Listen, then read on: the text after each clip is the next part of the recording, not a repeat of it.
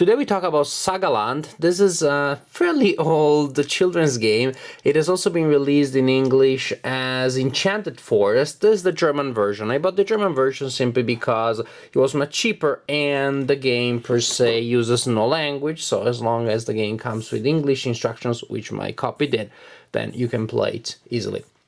In this game, the players play the role of heroic medieval knights or princes, even though they are represented on the board by wooden pieces that frankly look like chubby country priests.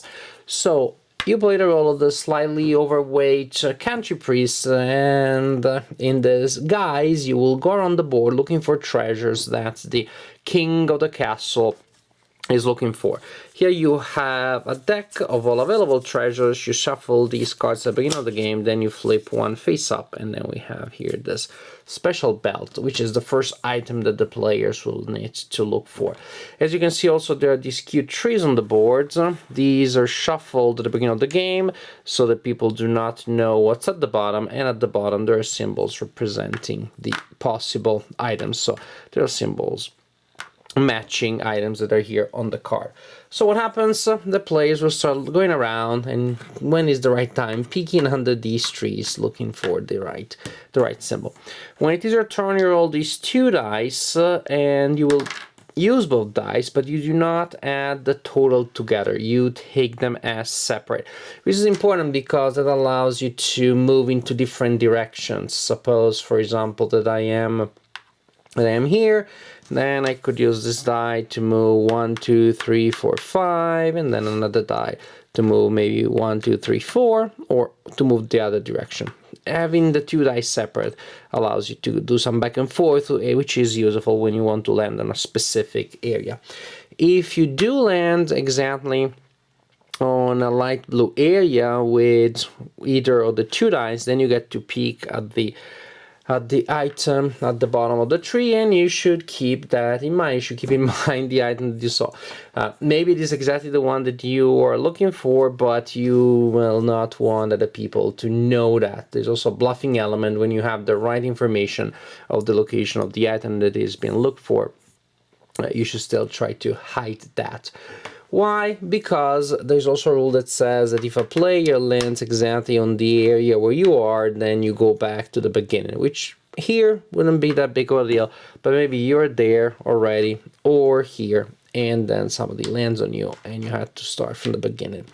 And if players get a sense that you know the location of the special item, well, maybe they will try to cannibalize that, to capitalize or cannibalize that piece of information, and they try to use it, or they'll simply gang up against you and try to send you back at the beginning constantly. Because the point is that when a player has the correct information on the location of the item that is presently being sought, then a player can go to that area, and you need to land in that area exactly, and then you can try to locate this.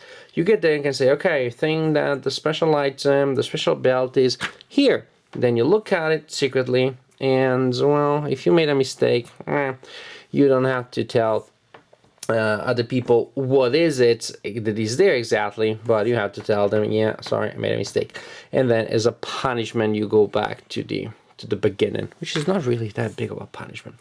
It's a children's game, so you don't get like killed you don't get tortured by the king because the king is insulted that you didn't find the right item.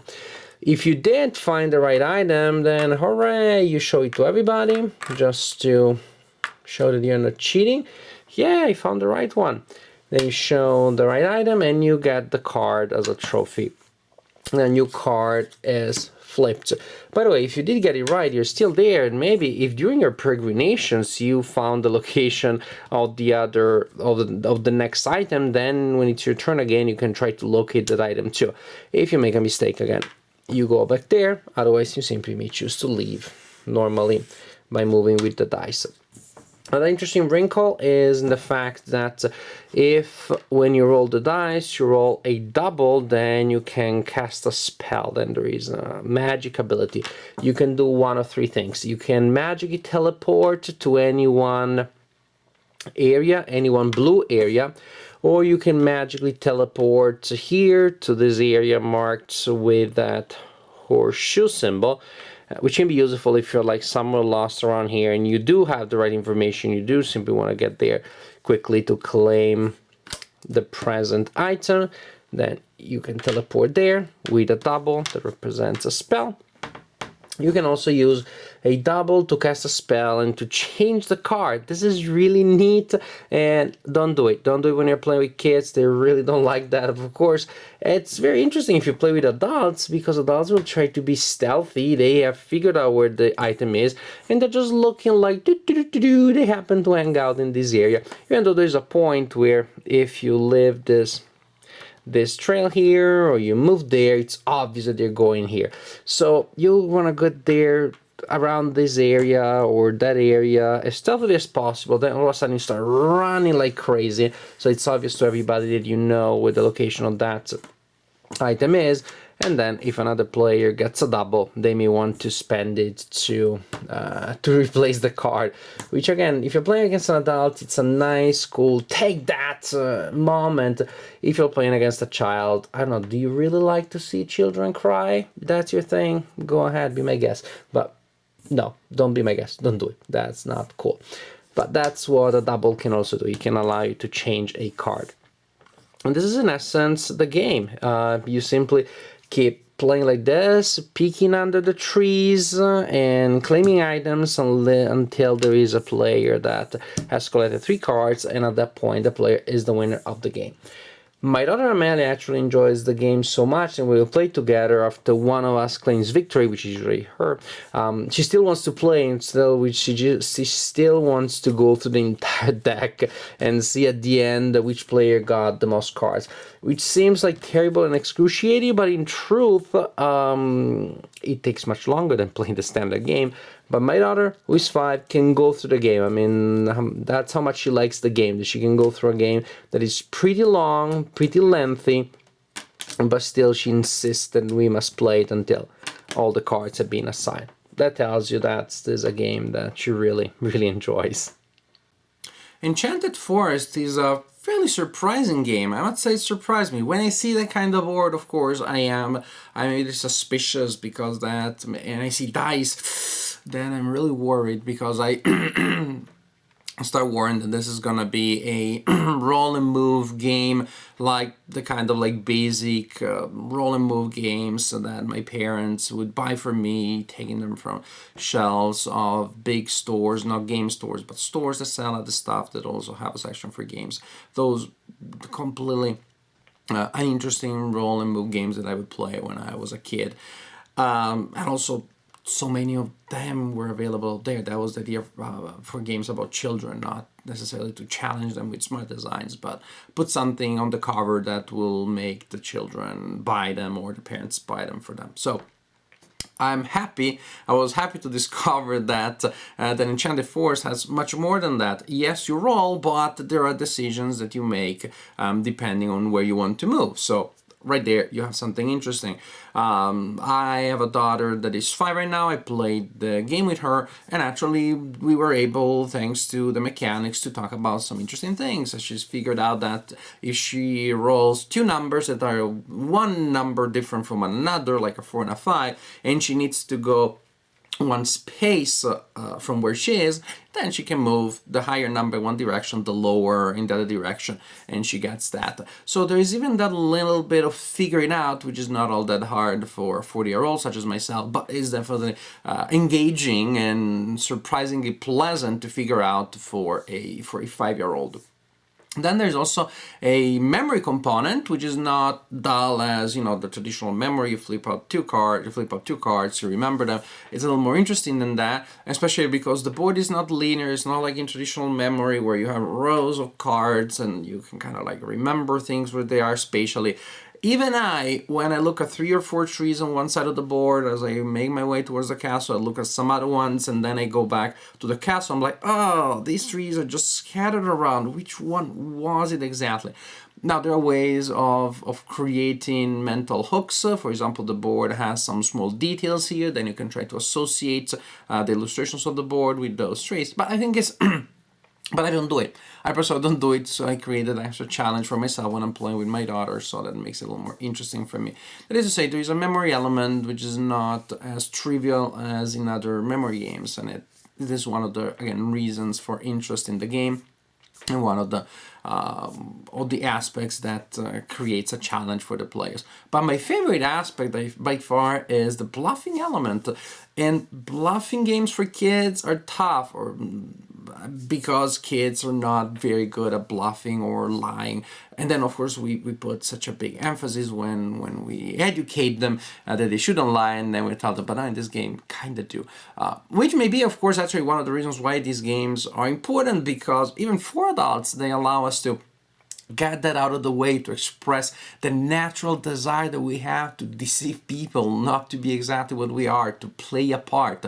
And, you know, if you're like all outraged right now morally, that's part of you. That is your own persona. That is precisely part of what I'm talking about, of this role-playing game that we all play, in which we do need to have a strong degree of honesty to one another, but we also have the natural pulsion that we want to say things that we want, not necessarily the way things they are. Games such as this one, game like Bluffing Games, gives us a safe place where we can express that desire without, of course, hurting anybody, without truly deceiving anybody in any way that is significant outside of the game itself. So I like bluffing games, so that was a digression of why I like bluffing games, why I like bluffing in this game here. But again, kids have a very hard time, and maybe you can use it as a training device for that, as a way, again, of expressing that need to tell lies when in a way that is compatible with our constant supervision and telling them that they shouldn't be telling lies. But it's very hard. When my daughter finds the right clue, she starts, she tenses, she's all excited, she starts bouncing on the chair. I said, did you find the right clue? No, absolutely not. It's very cute. It's very cute. So my daughter and I enjoy the experience for 2 different ways. She enjoys it because she thinks that she's being the evil genius of a James Bond movie, that is smarting everybody, and I enjoy how darn cute she is when she thinks that. And my daughter is 5, so with older kids, of course, things may actually work more like the way they're intended to be, not as sort of like a performance art from the kids for the adults, and the kids don't know that they're doing performance art, and we are just enjoying the way they look and how cute they are. But I think, but I like it. I like it. I think with slightly older games, slightly older gamers that can bluff a little bit more. There are interesting aspects, and again, there are some interesting thinking points there. My daughter, of course, once she saw me picking up a tree and then started running towards the castle, and she imagined, of course, that I had figured out that I knew the location of the right item, and she was considering exploiting that. But I told her, but what if actually I had seen it before, and then just I kept looking at things on my way to trick you, so you wouldn't know exactly where it was. So it's not necessarily the last one.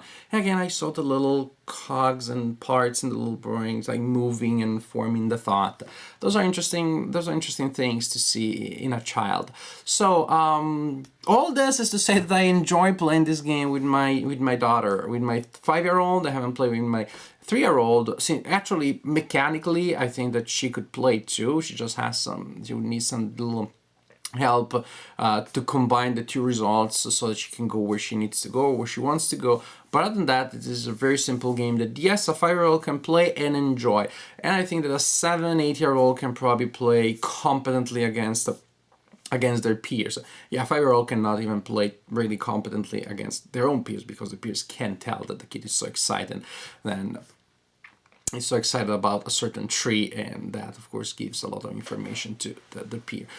But it's a fun game. It's a game that, again, my daughter now is playing not exactly the way it's supposed to, but she's already enjoying it. She's enjoying it so much that, as I said, we play an extended game. We don't just look for the 3 cards that we need to win. We go through the entire deck.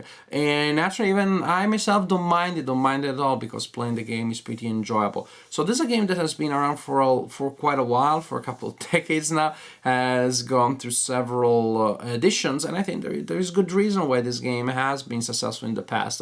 It is a simple, smart design that a 5 or even a 4, 3-year-old can understand, but it has bluffing, has spatial thinking, has sequential thinking, and has memory involved, which is pretty impressive when you put together all of these elements, all of these mental challenges for a child in a way that is fully understandable, that is very intuitive, and that is not connected with long rules. I think that then you definitely have achieved something that is definitely a solid design. Enchanted Forest, simple game. The first dungeon quest, now the first fantasy quest type of game that your child will play, and that's good. They have to start somewhere, but definitely in general, this is one of those games that is truly and actually fun for parents to play with kids. Very often family games or games that the children will enjoy and the parents will have to endure sitting through, but not this one. This definitely is a game that has reasons for entertainment and for enjoyment for both kids and parents.